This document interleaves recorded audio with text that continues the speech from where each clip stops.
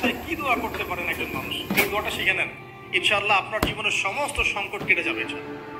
আমি নিজেও এই দোয়াটা বেশি বেশি করার চেষ্টা করি। দোয়াটা হচ্ছে, মুসা আলাইহিস সালাম একটা গাছের নিচে হেলান দিয়ে বসলেন, বসে দেখলেন দুইজন মেয়ে দাঁড়িয়ে আছে দূরে, পানি নিতে পারছে না, লোকজন পানি নিয়ে যাচ্ছে, ওরা দাঁড়িয়ে আছে বেচারি। মুসা আলাইহিস সালাম গিয়ে বললেন, কি সমস্যা আপনাদের, এটা নিয়ে আপনারা আবার মেয়েদের সাথে কথা বলার চেষ্টা করেন, ঠিক আছে? তো মাহারাম গায়রা মাহারাম মেনে চলি। তারা বললো যে আমাদের বাবা অনেক বৃদ্ধ মানুষ, আমরা পানি নিতে পারি না যতক্ষণ না আমাদের কম পানি নিয়ে চলে যায়। মুসা আলাইহিস সালাম একটু বললাম না, ফিজিক্যালি খুব স্ট্রং ছিলেন, থাকে না বডি বিল্ডার, সামনে গিয়ে কথা বলে সরব পানি নিতে দাও, তখন মানুষ একটু মূল্যায়ন করে না।